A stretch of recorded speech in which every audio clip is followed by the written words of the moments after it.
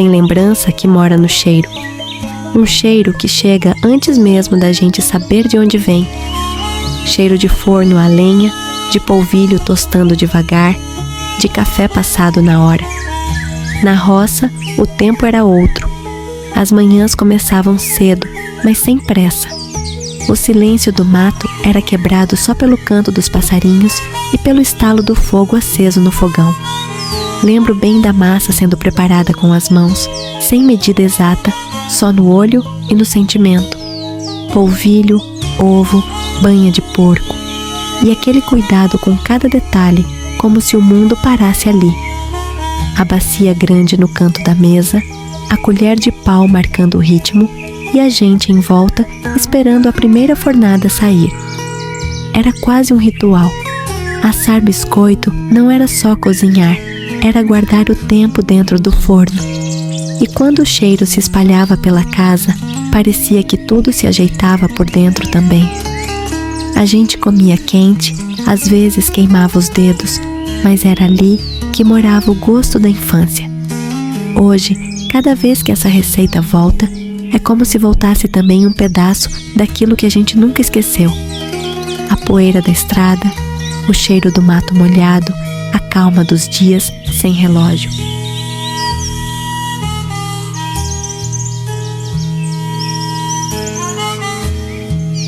Esse biscoito não é só feito de polvilho, é feito de memória, de chão batido e de tudo aquilo que ainda vive dentro da gente.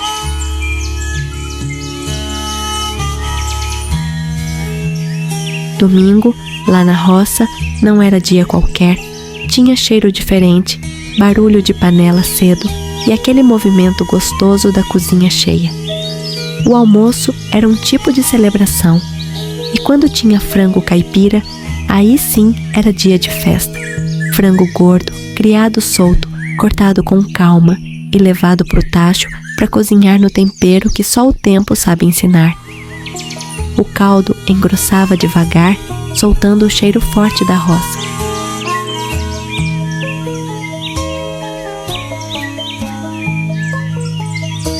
E era nesse caldo que entrava o tal do macarrão de nego. Não era comprado, não. Era feito em casa, com polvilho, ovos e braço. Uma massa rústica, enrolada e cortada com paciência, como quem esculpe o almoço de domingo com as mãos. Dizem que chamavam assim porque era receita de quem não tinha luxo, mas tinha coragem. De quem não tinha dinheiro para comprar, mas inventava sabor com o que tinha. O macarrão ia pro caldo do frango, fervia junto, absorvia cada gota daquele tempero encorpado. E quando a panela era aberta, a casa se enchia de vida. Sentar à mesa era mais que comer, era agradecer. Por ter comida quente, por ter família por perto, por viver num tempo em que a simplicidade era fartura. O frango caipira com macarrão de polvilho não era só receita, era sustento, era afeto, era memória guardada no fundo do prato. Logo depois do almoço, quando a barriga já estava cheia, mas o costume mandava reforçar à tarde, era a hora do mexido de ovo.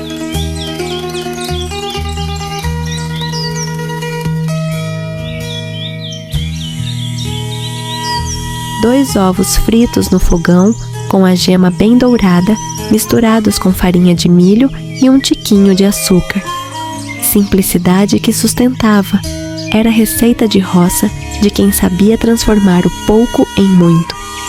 Não era só para matar a fome, era para dar força, para seguir no passo firme do dia até a hora da janta chegar.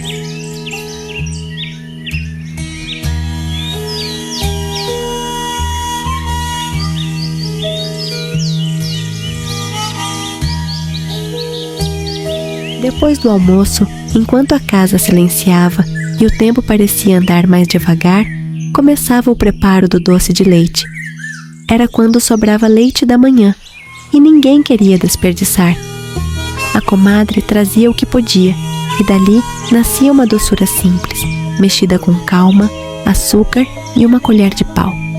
O tacho ia mudando de cor, o cheiro tomava conta da cozinha e aquela receita ia virando memória. Enquanto mexia, tinha sempre uma prosa mansa, sobre a vida, os filhos, os tempos de antes. Cada volta da colher parecia contar um pedaço da história da gente. O doce era feito para adoçar a tarde, para guardar num pote de vidro, para presentear alguém querido ou só para lembrar que, mesmo na simplicidade, havia fartura de cuidado. Não era receita de festa, era de todo dia. Era da necessidade, da partilha, do afeto sem pressa. E ainda hoje, só de sentir o cheiro, a gente volta para aquele tempo em que o doce de leite aquecia mais do que a boca, aquecia o coração.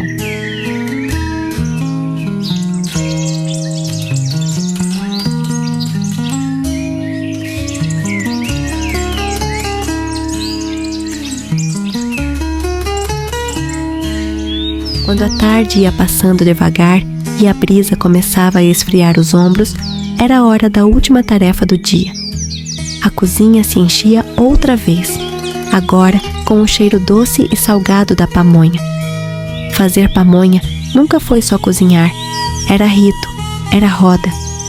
Cada um pegava um canto da mesa, raspava o milho, separava as palhas, mexia a massa com o que tinha. Sal, açúcar, queijo, às vezes um pouquinho de erva doce para perfumar. Tinha pamonha que era recheada com um pedacinho de queijo curado. Tinha outra que era só no capricho da manteiga passada por cima depois de pronta.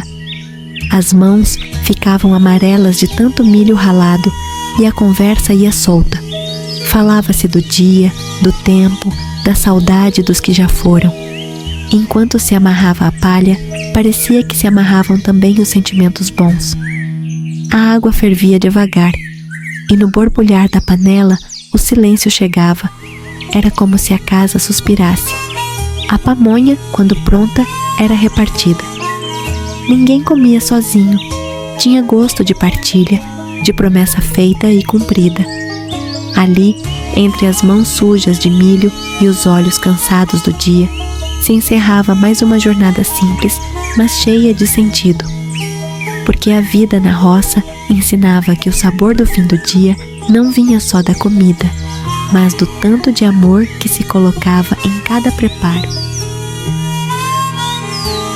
Tem coisa que a gente nunca esquece, um cheiro que invade a cozinha, o som da colher batendo na panela, o calor do forno aceso, o gosto que não cabe na boca, mas mora na alma.